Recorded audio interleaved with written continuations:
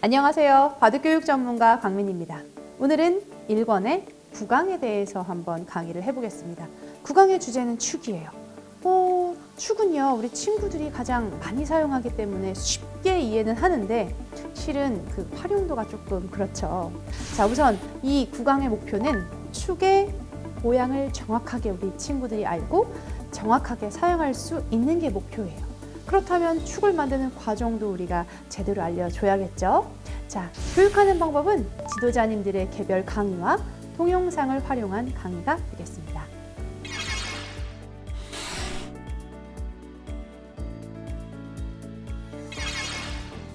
구강을 지도할 때 유의사항을 알려드릴게요.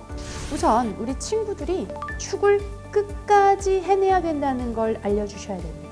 축을 잘 하고 있다가 중간에 다른 데를 둬서 실패하는 경우가 왕왕 생깁니다.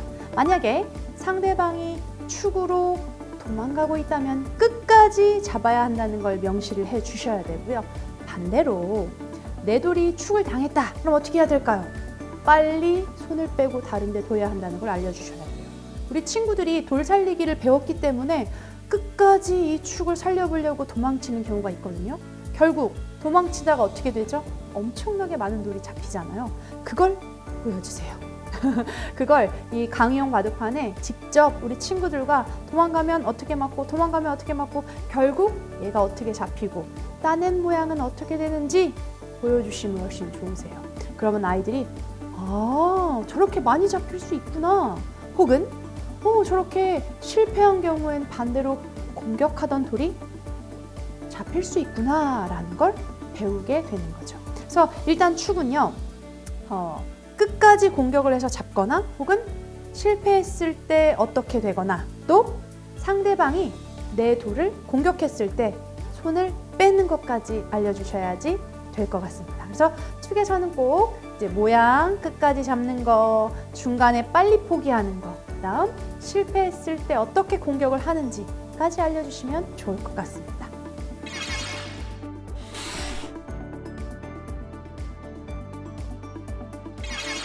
이번에는 구강의 꿀팁을 제가 방출해 드릴게요.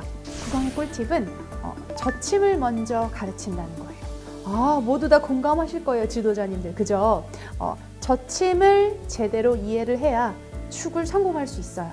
자, 축을 들어가기 전에 젖힘이 뭔지, 붙였을 때 어떻게 젖히는지, 이 젖혔을 때 젖힘을 당한 돌이 어떻게 뻗어야 되는지, 붙이거든 젖혀라, 젖히거든 뻗어라. 저는 이걸 활용해서 아이들에게 젖힘을 알려주거든요. 그래서 젖히는 방향, 그다음에 젖히는 선, 이 모양에 따라서 어디로 젖히는 게 좋은지, 어떻게 젖혀야 되는지 저는 좀 설명을 하는 편입니다.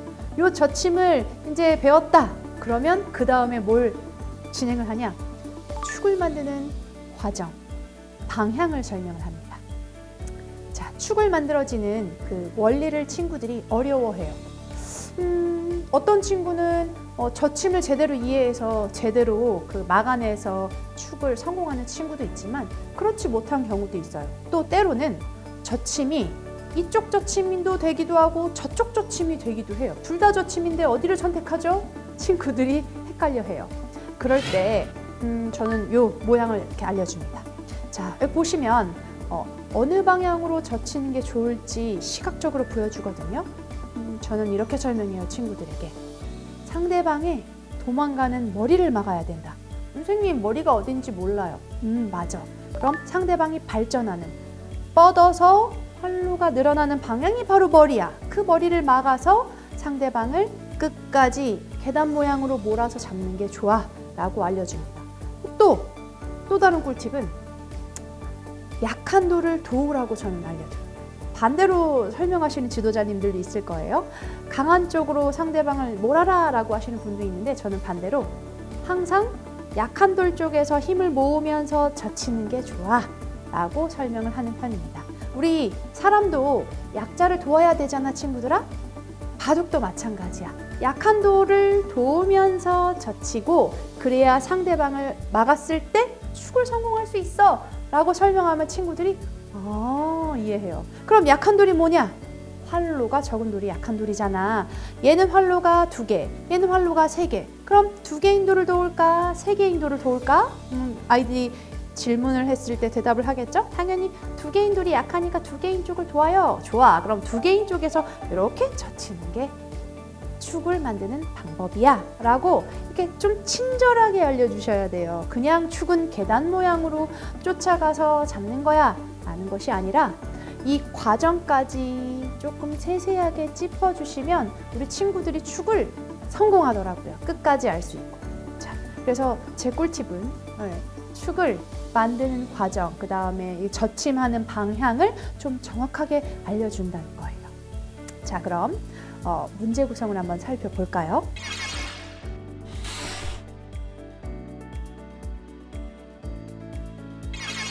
구강의 문제 구성을 한번 살펴보도록 하겠습니다. 이 축도 문제가 총 18문제로 구성이 되어 있어요. 3페이지인데요. 자, 97, 98, 99 3페이지로 되어 있습니다. 각 페이지별로 6문제씩 앉혀져 있어요. 자, 첫 번째 97페이지에는 100세모를 축으로 잡는 문제, 흑선으로 축으로 잡는 문제로 구성이 되어 있고요. 98페이지도 역시 100세모를 축으로 모는, 축으로 잡는 문제들이 구성되어 있어요.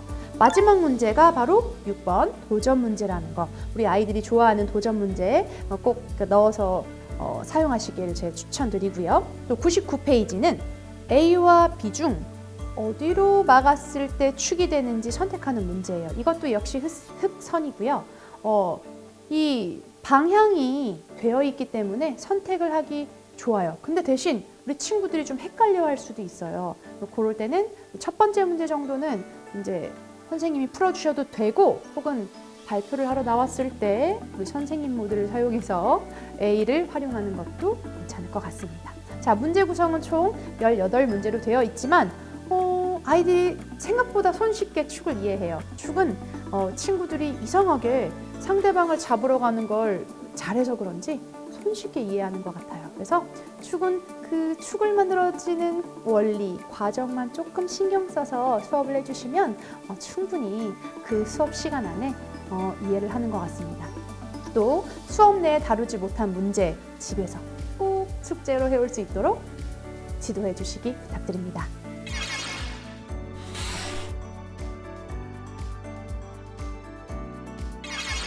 구강의 인성활동에 대해서 말씀을 드릴게요. 구강에는 이야기가 나옵니다. 까마귀와 백로 이야기가 나옵니다. 이 재밌는 이야기를 읽어보고 넘어가는 것도 되지만 또 이야기를 함께 나누는 것도 즐겁거든요. 그래서 활동을 해봐도 좋고 읽고 아이들에게 발표시키는 것도 좋아요. 제가 실전 수업에서 이 까마귀와 백로 이야기를 읽어보고 어떻게 활동했는지 한번 살펴보시고 수업할 때 참고해 주시면 좋을 것 같습니다. 감사합니다. 자, 우리 이번에는 9번째 인성활동 시간이에요, 여러분. 자, 까마귀와 백로 이야기를 선생님이 들려드릴 거예요. 그리고 이야기를 나눕시다. 아빠, 나다다다다다다. 왜 백로랑 놀면 안 돼요? 백로는 자기들의 흰 깃털을 잘난 척하니 멀리하렴. 까마귀와 같이 놀지 마. 알겠어요. 바둑을 알려줄 테니 재밌는 놀이를 함께 해보자. 까마귀가 흑돌이 되고 백로가 백돌이 되거라. 싫어요. 놀이를 알려주시면 우리끼리 할래요. 우린 모두 흰색이라서 검은색이 필요하구나. 우리 함께 해보자. 다른 것은 나쁜 것이 아니구나. 함께하니 정말 즐거워. 무지개가 아름다운 건 여러 색깔이 모여있기 때문이란다. 너희들도 서로 다른 모습이기에 조화를 이룰 수 있는 거야. 라고 이 산신령이 까마귀와 백로에게 전해주네요. 자, 우리 바둑은요, 검은 돌, 흰 돌이 서로 적이지만 함께 둬야지 맞는 거죠? 하얀 돌로만 바둑 둘 수 있어요? 아니요. 검은 돌로만도? 안 돼요. 일색 바둑을 두는 건 쉽지가 않아요. 네. 둘 수 있긴 해요. 근데 끝까지 두기가 되게 어렵더라고. 선생님도 해봤지. 맞아, 헷갈려. 그래서 서로 다른 건 서로 그렇구나라고 인정하고 서로 두면 좋은 거예요. 그래서 조화를 이루는 거예요, 이 바둑판 안에서. 자, 그럼 친구를 존중하고 서로 이렇게 어울리는 걸 경험했던 게 있으면 발표해볼까요? 오, 시연이 일어나서. 처음 안에 가서 친구를 사귈 때는 힘든데 그렇지. 친구를 사귀고 나서는 재밌게 잘 놀고. 아, 그래. 처음 만난 친구, 그지? 사귀기가 쉽지 않았지. 맞아. 용기가 필요하지. 좋았어. 또 다른 의견 있나요? 정욱! 혼자 노는 친구와 함께 같이 놀자라고 말했어요. 그랬어요. 그 다음엔 그 친구랑 재밌게 잘 놀았어요? 아우, 좋았어. 그래. 혼자 놀던 친구도 우리 같이 놀자. 아주 좋은 행동이에요. 그죠? 자, 서로 모든 친구들과 함께 어울리면서 재밌게 활동을 하는 게 좋죠. 자, 자기의 생각을 글로 적어도 되고요. 우리 머릿속으로 생각해 보는 것도 됩니다. 한번 적어볼까요?